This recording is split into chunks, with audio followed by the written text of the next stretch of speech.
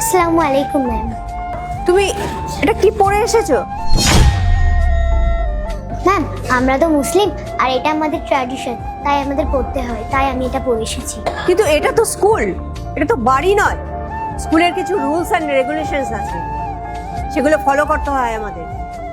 আর তুমি এই সমস্ত পড়ে এলে অন্য বাচ্চাদের মধ্যে তো এফেক্ট পড়বে।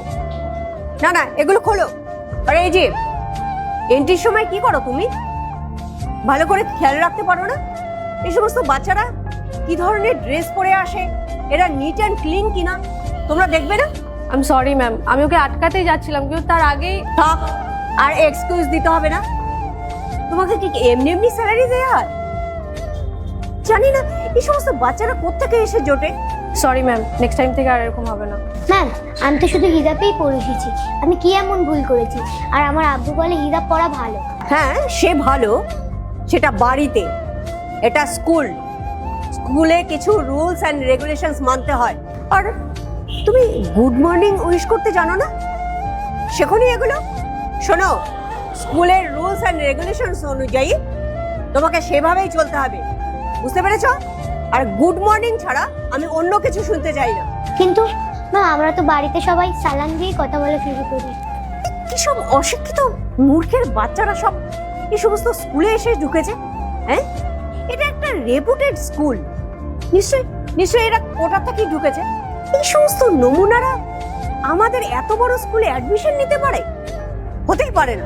এরপর কি হলো সেইটা দেখার আগে তুমি যদি এই দুইটা ছবির ভিতর থেকে যে কোনো একটা ছবিকে ভালোবেসে থাকো তাহলে ভিডিওতে লাইক করে চ্যানেলটি সাবস্ক্রাইব করে দাও আর কমেন্টে লিখে যাও আমিন। তুমি একটু চেক করবে তো কারা স্কলারশিপের এবং ইডব্লিউএস এর আছে, প্রত্যেকের নাম এবং ঠিকানা পুরো লিস্টটা আমায় দেবে। Sure ma'am, I will check. আর নয়তো অন্য স্কুলের সঙ্গে আমাদের এত বড় স্কুলের পার্থক্য কোথায় থাকবে? ম্যাম আপনি একজন প্রিন্সিপাল হয়ে এরকমটা কি করে বলতে পারছেন? অন্য স্টুডেন্টের উপর কি প্রভাব পড়বে? আচ্ছা, তুমি আমায় শেখাবে আমি কিভাবে কথা বলবো? আমার তো মনে হয় বাড়ির প্রত্যেকে অশিক্ষিত, অশিক্ষিত ফ্যামিলি থেকে উঠে এসেছে, কোনো ম্যানার্স শেখাতে পারে না। ম্যাম আপনি আমার আব্বুকে এরকম বলছেন কেন? আমার আব্বু অনেক ভালো। হ্যাঁ হ্যাঁ, তোমার বাবা যে কতটা ভালো সে তো তোমার ব্যবহার দেখেই বুঝতে পারছি। ম্যাম আমার ক্লাসের বেল বেজে গেছে, আমার লেট হয়ে যাবে। এক মিনিট, তোমাকে কে ক্লাসে ঢুকতে দিচ্ছে? কে পারমিশন দিয়েছে? আর ক্লাসে যদি যেতেই হয় এরকম হিজাব খুলে তবে ক্লাসে যাবে, বুঝতে পেরেছো? ম্যাম আমি এটা খুলতে পারবো না। কি অসভ্য!